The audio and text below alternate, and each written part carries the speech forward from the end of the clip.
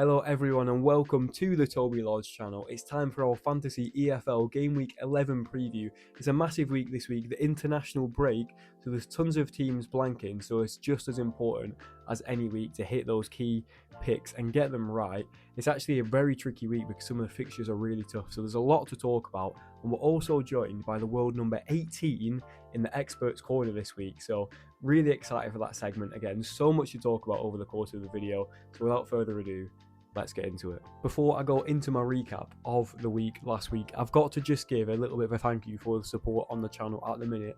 We've just hit 350 subscribers, which is a big target. I'm trying to get to 500 by the end of the year. So if you haven't subscribed already, and 47% of people who were watching last week weren't subscribed, then please do, because if everybody who did that this week hit subscribe, then I'm pretty sure we'd hit 500 subscribers within the next couple of days. So if you can do that, would mean the absolute world. If I hit it by Christmas time, I might even dress up as Santa Claus for one of the videos, but I'm not sure if I'm promising that or not. But if we do, then maybe I'll celebrate, I'll feel good, and I want to dress up as Santa. So yeah, let's try and hit it by the end of the year. Let's try and do it together. But thanks, it melts my heart, the fact that anybody chooses to tune in and watch my videos genuinely touches me so much. As you can tell, I'm a little bit ill this week, so you've got to bear with me. I might sound a little bit different and be a bit off it, but I'll try my best. I'm trying to fight through and pull through because I'm running a half marathon this weekend as well, so I've got to try and be fit for that goal. I've worked so hard and it's just killing me inside at the moment. But anyway, let's not waste any time. Let's go into our Game Week 10 recap, and it was a nightmare. The nightmares are back. I thought that we'd got over this. I thought that we'd moved on. But as you can see down here, it was just so painful. In the 94th minute, Lincoln conceded to Exeter, who had 0.2 XG all game. Exeter have done it 3 times now to me with my defenders. They did it against Wycombe when I had a Wycombe defender and the team pick. They did it against Stevenage when I had 2 Stevenage defenders and the team pick, I'm pretty sure, as well. And now they've done it against Lincoln to me. It's just completely smash and grab, and they have no expected goals, and it shouldn't really happen, but it seems to. They've sort of got pretty lucky in a few games, but maybe, maybe it's sort of a good trait for a team to have that are going to be fighting for survival. But so painful. We lost 15 points from Bradley and from the Lincoln team. 10 from Bradley, 5 for the team. Drinnen, our striker, also pulled out of the game 5 minutes before kickoff. He was announced in the team, in the lineup, but I obviously didn't see that with 5 minutes to go until 3 o'clock. Was a surprise to everybody. And then the team got 2 yellow cards as well. I changed from Tafazoli to Farino last minute too, which was a 3 point. There was 3 points difference there. So yeah, it is what it is. It's a painful one. It's tough to take, but we'll try and pick ourselves up because there's still a long way to go in the season. But when these things are just getting ridiculously unlucky every single week and happening to me, it feels like there's a higher power who is cursing me at the moment. So let's see what we can do this week. Going to take a bit of a different approach to it and see if we can finally hit some points. But it's just the fact that a lot of the picks the week after or the week before, whatever, that they're doing really well. And then the weeks that I pick them, it feels like a curse, But it is what it is. It'll turn at some point. I'm still confident of it because a lot of the picks are still hitting really well. It's just about finding the right ones. And I think I've got a lot of good information for you this week as well. So a quick bit of key information ahead of this game week. Of course, it's the international break. There was 14 League 1 sides playing, 22 League 2 sides playing, meaning that there's 36 altogether, actually half of the EFL playing bang on in the middle. So yeah, Barnsley, Cardiff, Bradford, Lincoln, Luton, Huddersfield, Mansfield, Plymouth, Peterborough and Stevenage not playing. I feel like I'm singing that song that guy did when he named like all the English football teams, and then Swindon and Notts County not playing in League 2. So those are the sides that aren't playing. So we'll have none of the Colwell brothers to mess anything up this week. We'll have no Stevenage defenders, which I wish that we did have because they would have had Peterborough.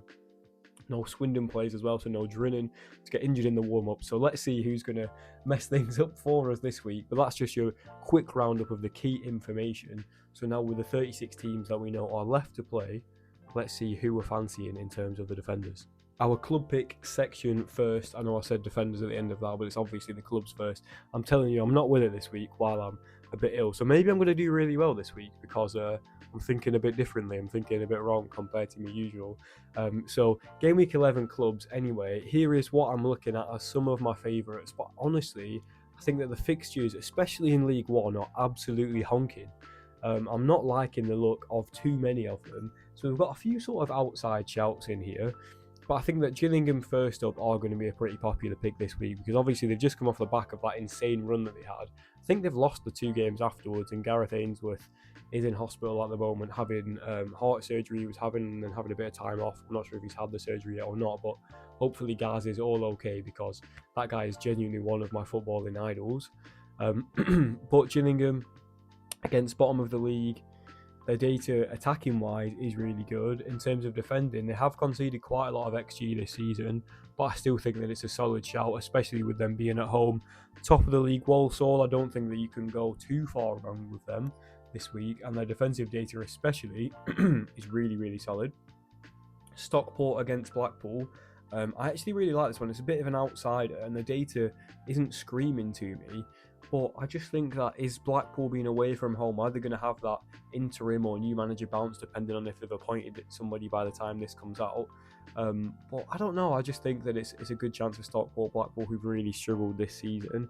Bolton away at Burton, a really high ceiling here, I think, because if you look at the expected goals and then the expected goals conceded, Bolton really should be smashing this one out of the park against weaker opposition as well. Obviously, Burstow on fire for them. Cambridge away at Shrewsbury as well. Shrewsbury really just struggling to score any form of goals at the moment, and having a really rough season. And Cambridge are just ticking away pretty nicely. I think that by the end of the season they'll definitely be up there, and their defensive data is unbelievable. So don't mind this one whatsoever. Northampton against Rotherham, I think, is a real outside shout. I know I've got a Rotherham shirt on this week. I just like the shirt. It's not a sign of things to come. I'm not going to be backing Rotherham assets. I think that it's actually a great fixture for Northampton. I think they've only lost 1 in their last 7 or something like that. And they've kept a lot of clean sheets along the way. The attacking data is really poor. I think they've scored 7 goals this season and conceded 8. It's something ridiculous like that, but they're ticking along pretty nicely. They're getting quite a few 1-0 wins and things like that. And I think at home to Rotherham, who don't score many goals, I don't think they've scored much more than 1 in their last 6 games, potentially. So yeah, Northampton I think are a bit of an outside shout, but I'd maybe prefer their defensive assets to the club pick. And then Oldham as well, who I was targeting at the start, and it was wrong because their defence has been really solid. They proved me wrong, and now looking at targeting their assets because their attacking data is one of the best in the whole EFL, really good. Defensive data isn't bad, and they've kept 5 clean sheets already against Barrow, who blanked last time out as well. So I think those bottom 2 are real outside shouts, but there are some really solid picks this week who I'm liking the look of, and a few who are really exciting me. Now time for the defenders section, and there's actually a couple assets in here who I'm really excited by, the differentials that we'll get to towards the end of the section. But we're going to start with Connor Barrett, who, as we know from last season with Walsall as well, his attacking data was ridiculous. He started really well. 2 goals and 2 assists already is so solid. And there is the chance of a clean sheet there as well. I think he's got a really high ceiling, but also a lower floor than the centre-back picks when you go for a wing-back. That's sort of what you get. I was surprised by just how popular he is at the minute, but his average is really good because of those mega holes that he seems to occasionally be hitting. So I don't mind that as a pick whatsoever.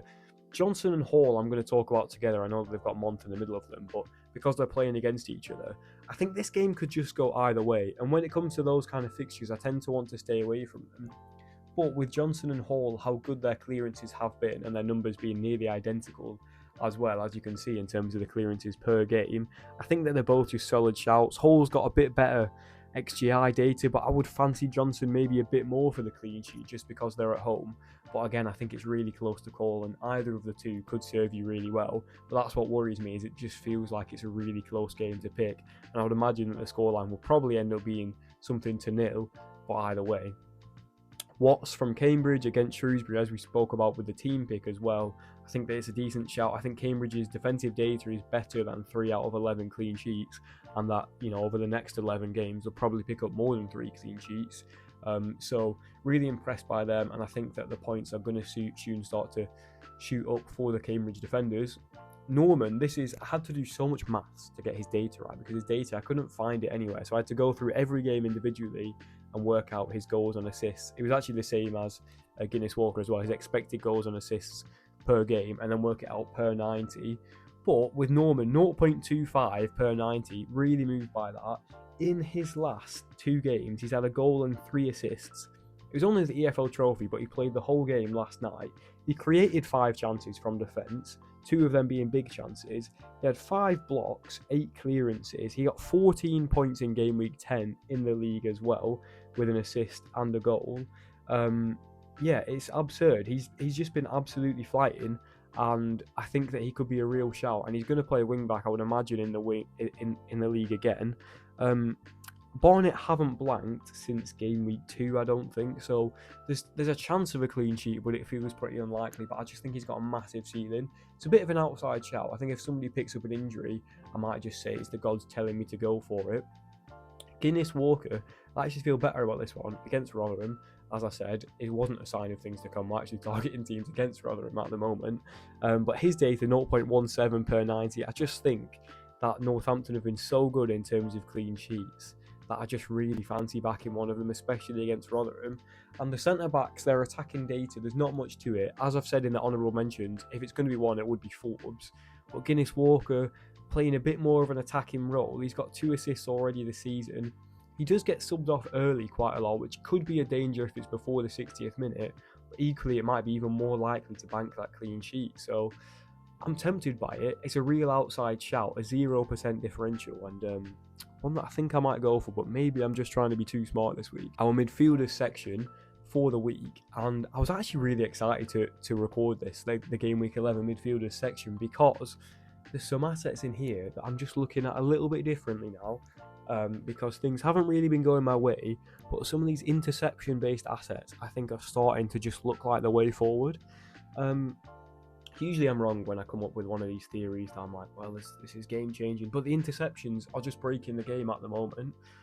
Norwood, he's the man who we've got to talk about. Over 25% owned, over a quarter of players in the game picking him. I've not picked him yet this season, and I think it's time that changes, because if you're averaging 10 points over the course of 11 games, that's just a ridiculous tally.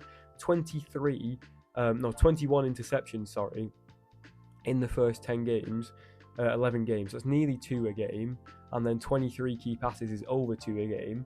A few shots on target, usually because of the penalties in there as well. But he's on penalties. He's hitting two odd interceptions a game. It's ridiculous. It's crazy numbers. He's on some set pieces as well, I believe. So he's getting quite a few assists from that too. 0.53 XGI per 90. If you take out the penalties from there, I think it's 0.31. So not quite as impressive numbers, but still really, really solid. And against Blackpool, who've really been struggling, maybe the manager bounce will help them out, but that shouldn't stop him getting interceptions. I think I'm going to go for it this week. And from a Norwood hater, I've been converted. A player who I put in a similar category to him in the past as well was ACD, because the numbers I just wasn't too moved by. But week on week, he just seems to keep on doing it. And at some point, am I going to swallow my pride and go for him? I'm not going to this week, but I do think that in the future, maybe I will do. He just seems like a really solid asset at the minute, and he just seems to be so involved. It's just the XGI numbers I just don't think are that impressive. And I feel like, his points going to drop off soon. It feels like they should do, but they're not doing. So I don't know. Still a really solid shout for the week. Lewis Wing against Exeter, another one who he seems to be hitting about an interception per game. So not quite as much as Norwood, but we know with Wing how high his ceiling can be. He could go and score 2 screamers in one game and get 2 assists pretty easily, and then chuck on 2 or 3 interceptions as well as that. I don't feel too confident in him just because Reading haven't been scoring loads of goals, but I do think that Lewis Wing in any given week could just explode. Now for Sam Gale from Gillingham, he scored an own goal last week and he still got like a ridiculous 15 odd points or something like that. It was crazy. It might have been 13 that he's playing bottom of the league, which I don't think really matters when he's a centre back playing in midfield. But the interception numbers are insane. He's had crazy numbers the last 2 games, but then the 3 games before that, I think he only got 1 interception in. So he's one of them where it just feels a little bit too random for me to go for. What he's shown, I think he had 7 interceptions in one of his games, that he can really hit a massive tally. Next up, we've got Cabia this week, who I couldn't go another week without talking about him. I've missed talking about him, this guy. He used to be on penalties. We don't know if he's lost penalty duties or not for Grimsby, but he's a striker listed as a midfielder. Seems to get at least 70 odd minutes per game. I think he got 80 something last week, which impressed me given the fact that there's some other striker assets at Grimsby. Didn't start in the cup in the week, which is a good sign. Should be playing again this weekend. He scored 5 goals already this season. his involvement has dropped off quite a bit in the last couple of weeks, but I just still think that when we've got limited numbers, a striker listed as a midfielder could be a real solid asset. And then Luke Leahy for Wickham, the first Wickham asset that I've spoken about in so long, and I've missed it. Oh my goodness me, I've been getting withdrawal symptoms. Lukey, who I've not had in these videos yet this season, and he was a defender last year, of course, but I actually think that the switch into a midfielder might have benefited him. He obviously had that massive ceiling last season playing in as a defender because he was in midfield as well. He was on penalties. He was just one of those assets who you just wanted to look and fit in as much as you could. Now, as a midfielder, his interception numbers have been really good. 14 in 11 games, I think it is, so far. His XGI numbers still really solid. He's taking all the set pieces, all the free kicks. I don't believe that he'll be on penalties. I think it depends if Cauley Woodrow's on the pitch, he'll be the taker. But he's definitely second in line, and there's quite a bit of rotation up front that maybe Woodrow will miss out a few minutes. But yeah, really tempted by Leahy, and I think that I just fancy getting a Wickham player back in my team. That's the fun of it for me. The fun of the game is backing players from your own team. And finally, Osama Ashley. Sorry, this has been a really long section, but he's just getting back into the team now. I've got a few stats written down about him. He's got 2.73 interceptions per 90 this season. Last season it was 2.35 per 90, so over 2 a game. That's at least 6 points a game, you know, in theory, if he's sticking to those kind of numbers. Played his first full game of the season last week, so his percentages overall is still really low, but he was so popular last year. There's a little bit of attacking threat, not too much, but just those interceptions are so solid that I think that with him starting to get back into the team, could be a real outside shout, and I quite fancy backing it, just trying to be a bit of a smart arse, to be fair. And then Jack Payne, an honourable mention I've given to because he scored a hat-trick last week.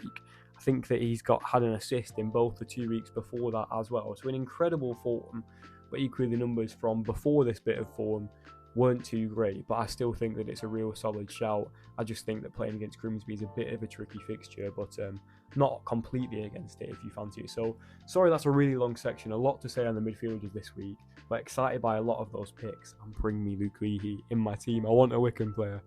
Onto the Game Week 11 forward section now, and I love presenting this section every week because there's always some real new exciting assets seem to be popping up. And Vernon from Grimsby, if you're not looking at Cabia, maybe he could be a shout. 0.49 XGI per 90, 4 goals, 5 assists already, so involved with the key passes and shots on target, as you can see.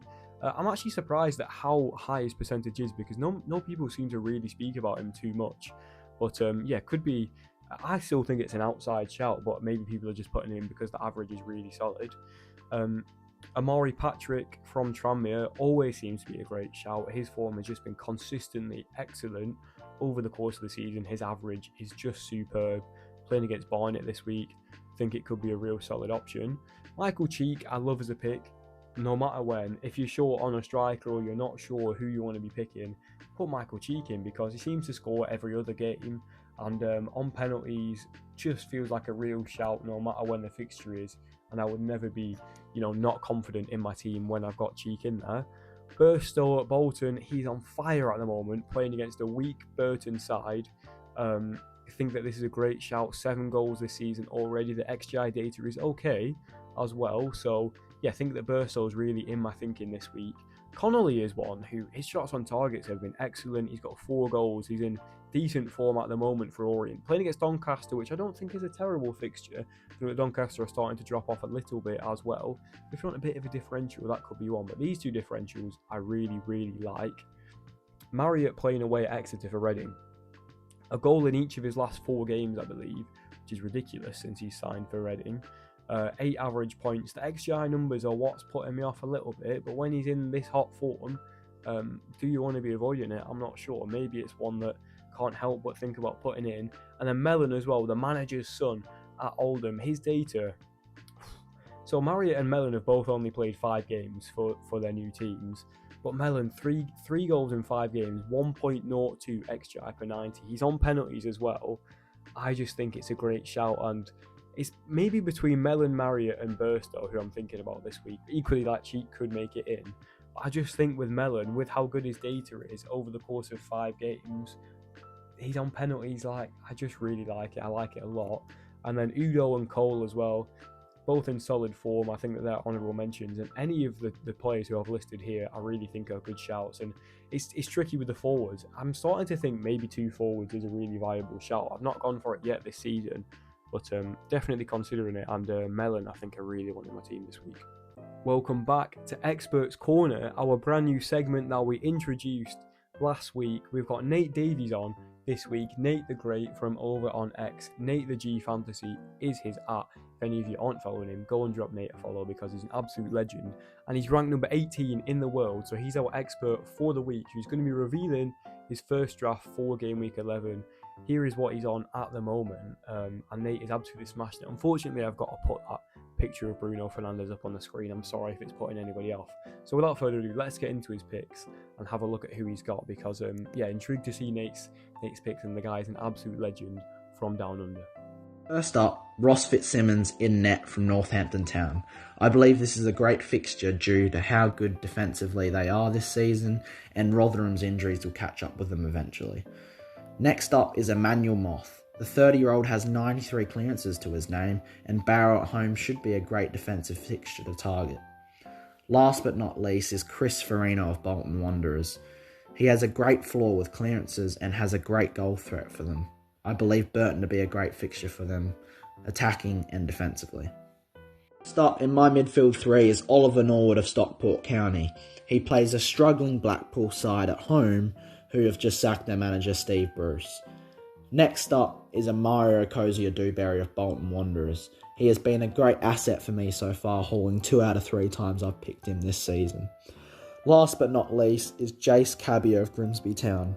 Grimsby Town have been a great attacking side so far, and Jace Cabbier plays the 9 for them.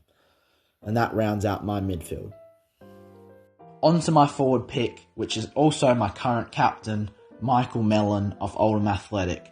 The young lad has been exactly what Oldham have needed in the 9 role, and he has even scored in their last game in a 3-1 loss against Notts County. To my 2 team picks. The first one I've selected is Bolton Wanderers away at Burton Albion. Burton are not known for their home support, and Bolton have all the quality to just go out and batter them, to be honest. The second pick is Walsall away at Crawley Town. They have been the most informed League 2 side, not losing since Grimsby in Game Week 3. And that is all for my team in Game Week 11. So there you have it, the world number 18's draft that he's got on for the week at the moment. A few of the picks that I'm really, really liking. Obviously, I've spoken about a lot of these picks over the course of the video as well, especially Norwood. I think he's definitely got to be in my team. Cabbier, he's a man after my heart, isn't he? Clearly, by putting my boy in there as well. The ACD pick, I think that Nate's been a big fan of him over the season. I think that Bolton is the league that Nate's picked as well. That might be wrong. He'll probably correct me on it in the comments if I am wrong. But loving the look of the team at the minute. A lot of similar picks actually to what I'm looking at in my team. And big fan of it. Good luck to Nate for the week. Hopefully you can get yourself back into the top 10 in the world. Wishing you all the best, and thanks very much for coming on, and really liking the look of his first draft as well. Time for my own team selection for game week 11 here. This is how I'm looking for the week. As you can see, a couple of picks who are similar to who Nate's got in his as well. I'm liking the look of Cambridge because their numbers, I think that they are soon going to start to see more clean sheets, and Shrewsbury blanking last week as well inspires me to go for Cambridge. But equally, last time I backed their defence, it really backfired on me, so let's see how it goes. But yeah, Month as well from Oldham, really liking Oldham. And I'm starting to think, if I've got Mellon and Month in my team, is it worth just backing Oldham as the team too? Because if them two are going to succeed as assets, surely they do as a team as well. I don't know. Or maybe I'm better just sort of hedging my bets and going somewhere else too. And then Guinness Walker, I've got my bit of a sneaky, clever pick. Maybe it's stupid, I don't know. But love his attacking threat for Northampton, and just like the Northampton defence, how solid it is as well. So just trying to go a bit different to the rest of the crowd there. Osama Ashley coming back from injury, Norwood and Leahy, 3 big interception-based assets. But a bit of attacking threat for Norwood and Leahy as well, potentially with a couple of penalties in there. And then Mellon, another penalty taker up front against Barrow. Feeling great about that one because his data is just ridiculous. I can't see myself moving to anybody else. Maybe Burstow it would be if anything was to happen, but I'm feeling pretty settled with Mellon at the minute. Of course, things might change around. I'll update you over on my Twitter if things are to be changed around. So go and follow that, FEFLTIPS, if you haven't done already. And yeah, join our league too. FEFLTIPS is the same code as the league is. But yeah, that's how I'm looking for the week. I'm excited by it. Hopefully we can finally move on upwards. But yeah, things have been pretty rough at the minute. So that's all we've got time for this week. I feel like I have actually harped on a little bit longer than I was expecting, to be honest. So I'm sorry that I sound a bit ill and that I've not quite been with it. But hopefully for next week, we'll be back with it, back to 100%. I hope that you've all enjoyed the video. I've given you plenty of information there. Feel free to go back and swipe through the video and have a look at the data if you need a bit more time as well. As I mentioned before, join our code, our league code. If you haven't already, FEFLTIPS. I'd love to have as many people as possible in there. The standard of that league is just ridiculous. If you haven't pressed the subscribe button already as well, please do. It means the absolute world, and smash a like on the video because it just helps us out so much to find everybody who's interested in fantasy EFL over here on YouTube as well. Follow my Twitter, my TikTok, and my Instagram. They're all there on the screen too if you haven't already, especially my Instagram. We just started it up, Toby Large Media. Love to have you over there with me. Thanks so much for tuning in. Good luck for game week 11. It's going to be a hectic one. The international break is always so tricky. I feel like it's usually quite a low scoring week, so hopefully with a few differentials we can climb up the rankings this week. Best of luck everyone, and I'll see you same time, same place next week. I've been Toby Large. Peace.